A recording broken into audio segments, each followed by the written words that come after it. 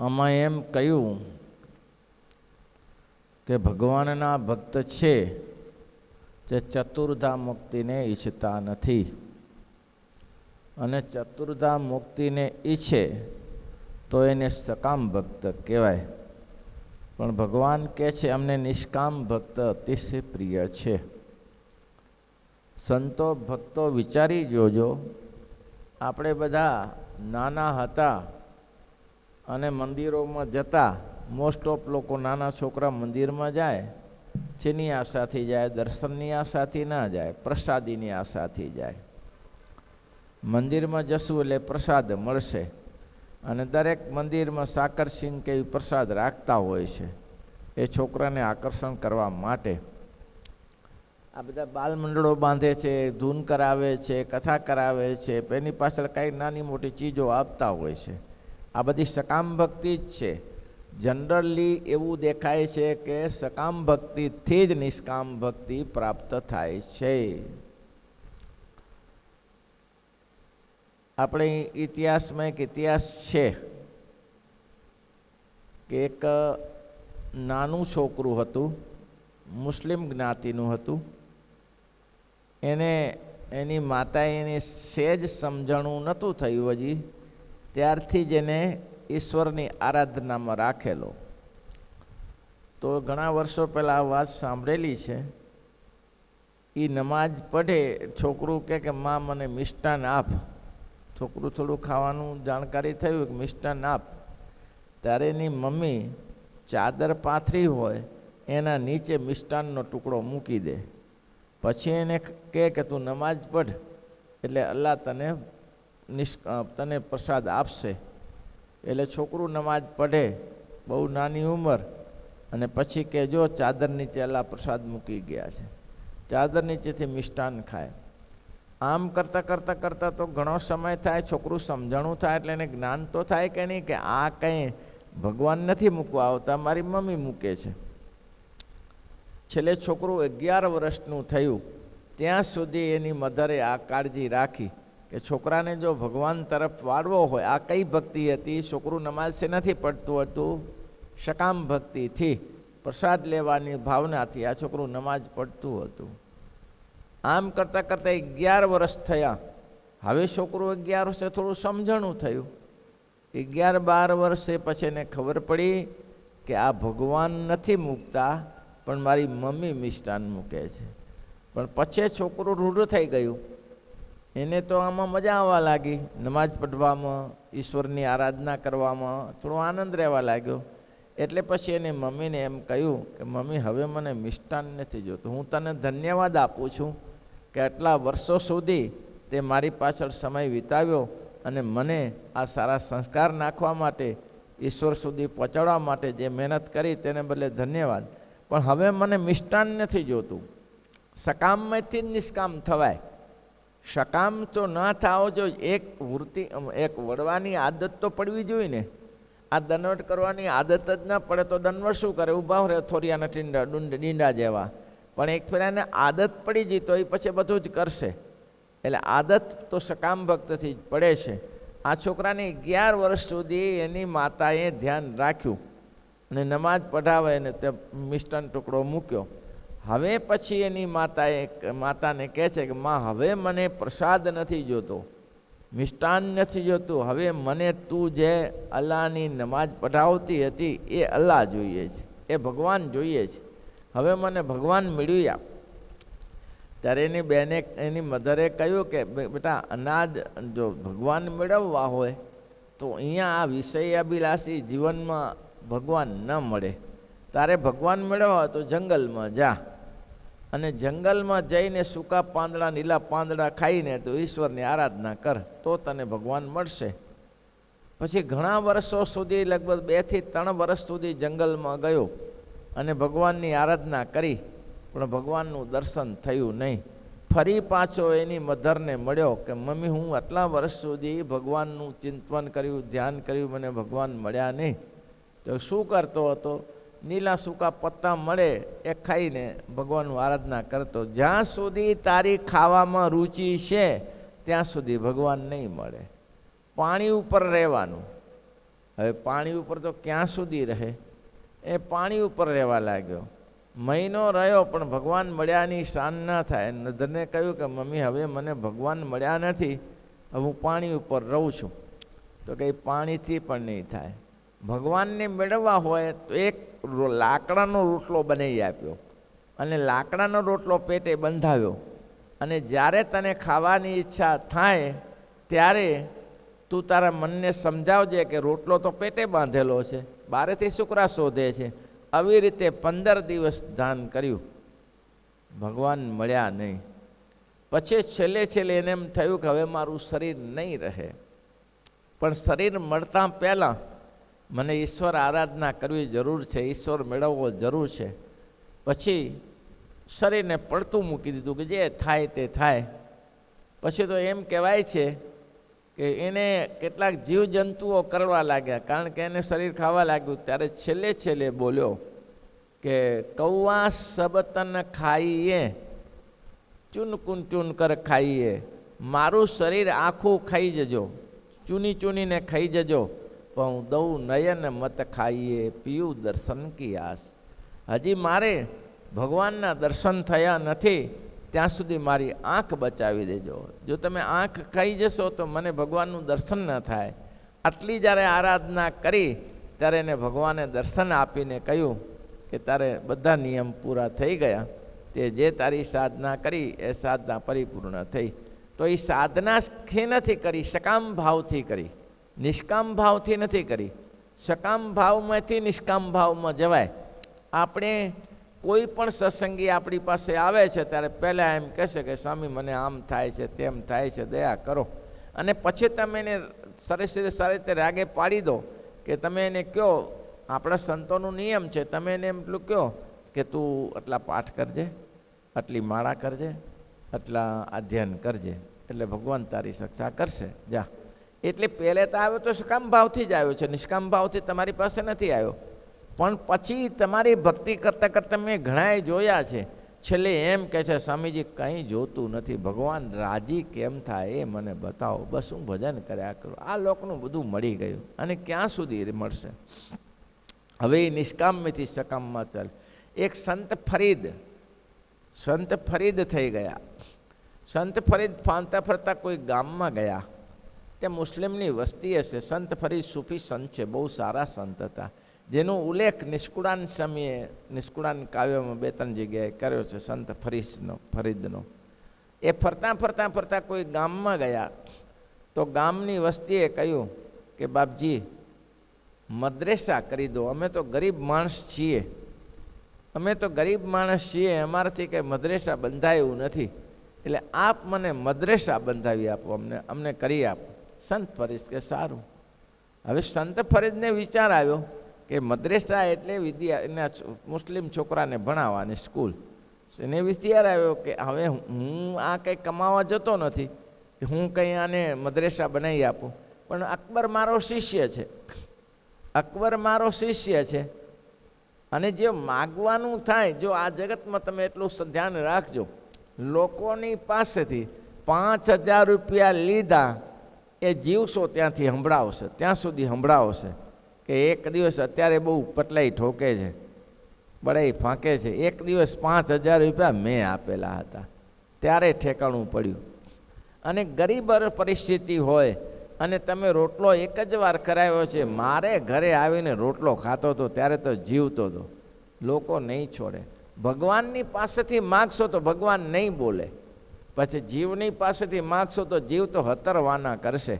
અત્યારે જાણીએ છીએ, અત્યારે મોટી મોટી ગાડીઓ ફરવે છે, એક દિવસ તો સાયકલના ઠેકાણા નહોતા.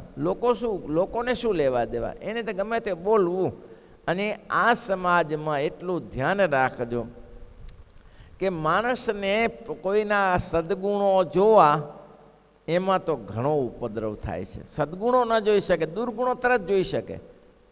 તમે કોઈ માણસ સારું કામ કર્યું હોય અને તમે એને કહો બહુ ભવ્ય કામ કર્યું હો, બહુ ધન્યવાદ છે, તો પેલો તરત જ બોલશે શું ધન્યવાદ, અમે ઓળખીએ છીએ કેવો છે, હવે આ તો પતિ થઈ ગયો છે. એટલે નેગેટિવમાં તરત જ એને જવાબ આપવાનો વાર નહીં લાગે.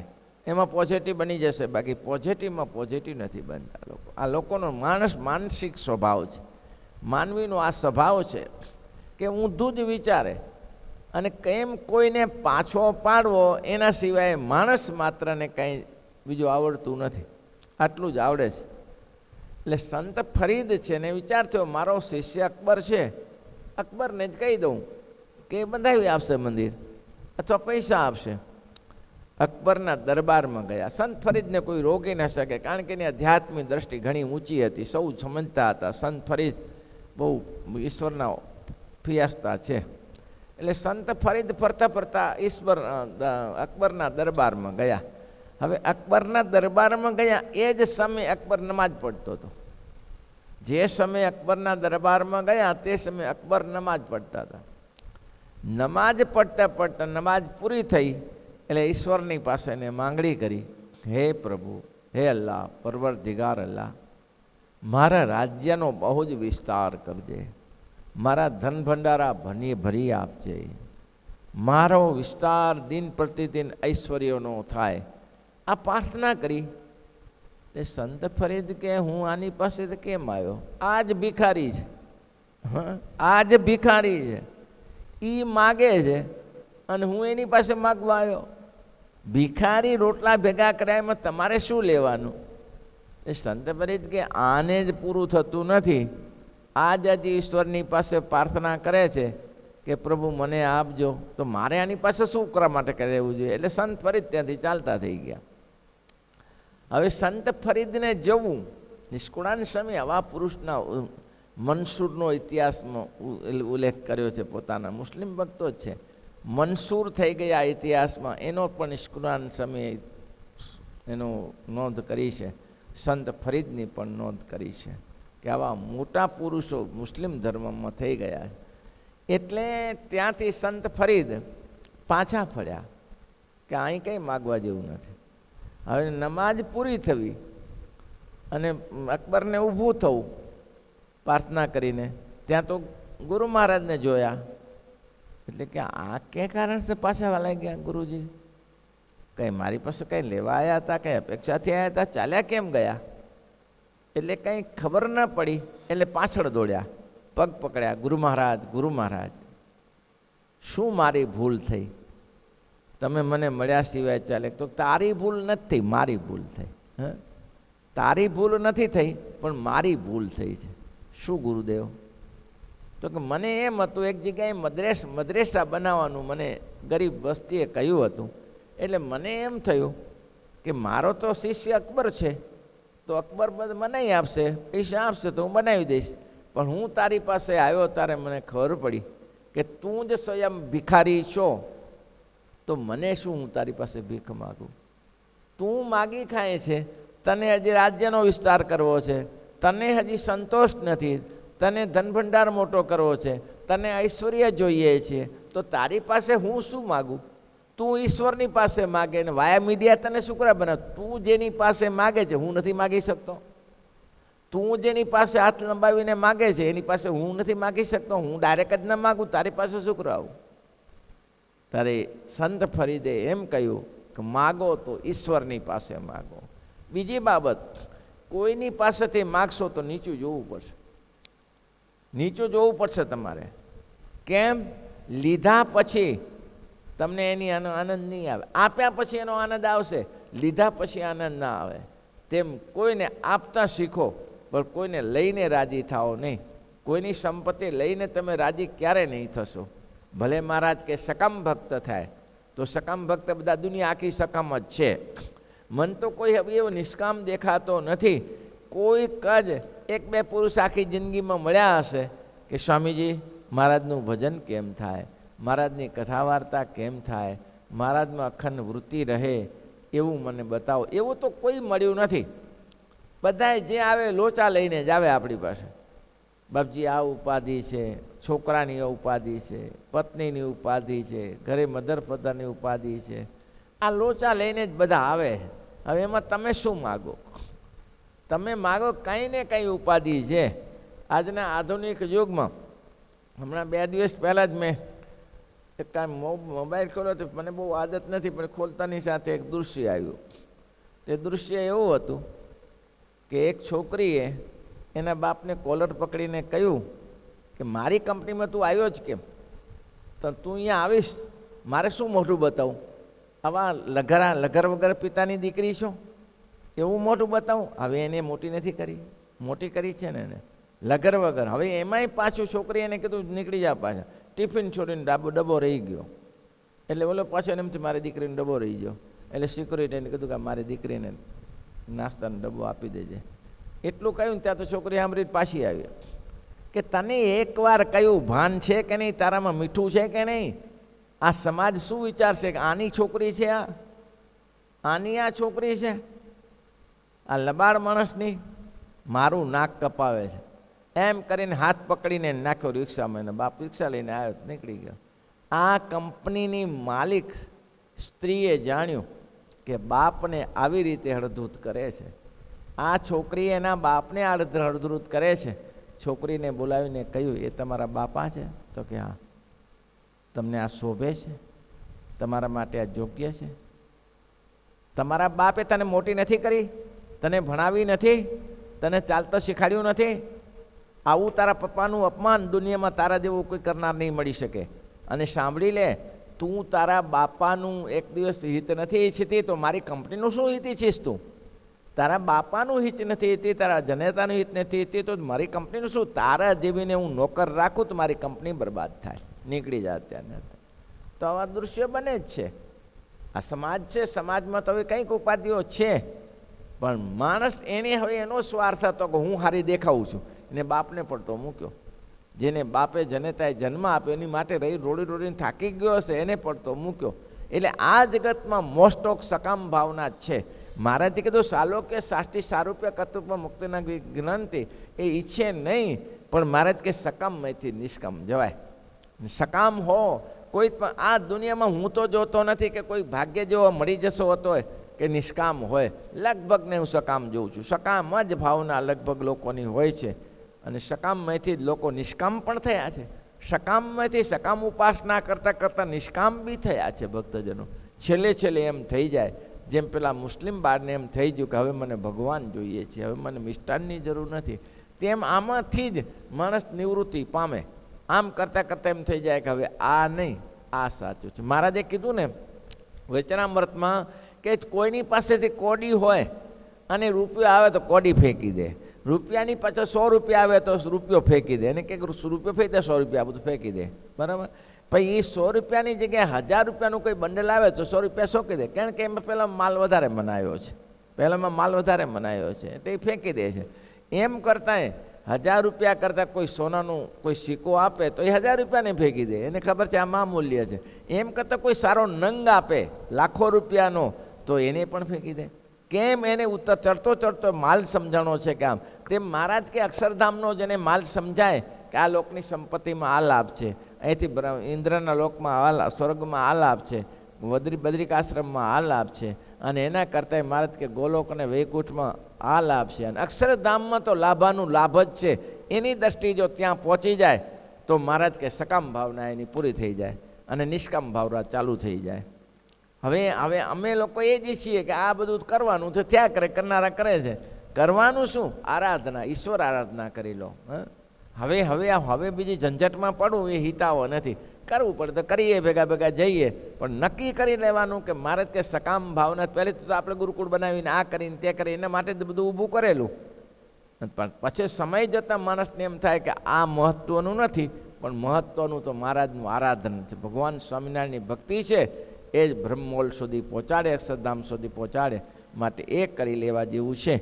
એટલે કાલે સકામની નિષ્કામની વાત કરીએ, પણ સકામ ભક્ત શરૂઆતમાં સકામ ભક્ત હોય છે.